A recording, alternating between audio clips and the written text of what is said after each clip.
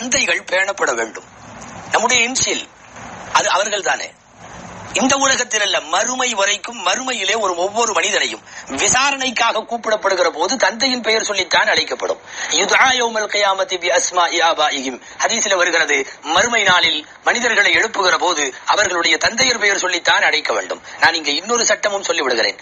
ஆணாக இருந்தாலும் பெண்ணாக இருந்தாலும் அவர்கள் பெயருக்கு பின்னாலே இணைத்து எழுதுவது தந்தை பெயரைத்தான் எழுத வேண்டும். திருமணமான பெண்கள் திருமணமான உடனே கணவனின் பெயரை பின்னாலே எழுதுவது இஸ்லாமிய மரபோ பண்பாடோ அல்ல. அது எந்த பெண், அந்த பெண்ணு மவுத்து வரைக்கும் அவள் கணவன் இருக்கட்டும், ஆனாலும் அவள் பெயரை எழுதுகிற போது பெயருக்கு பின்னாலே கணவனோ அல்லது கல்யாணமானதற்கு பிறகு இன்சியலாக தன் கணவன் பெயரினுடைய முதல் எழுத்தை இன்சியலாக போடுவது என்பது இஸ்லாமிய மரபோ பண்பாடோ அல்ல. மவுத்து வரைக்கும் தந்தையின் பெயர் தான் ஹதீசுகளில் பார்க்கிறோம். ஹதீசுகள் முழுக்க பார்க்கிறோம். இஸ்லாமிய பெண்மணிகள் மவுத்தாகிற வரை தங்கள் பெயரோடு தங்கள் தந்தையின் பெயரை சேர்த்துத்தான் எழுதியிருந்தார்கள் என்பது கவனிக்க வேண்டும்.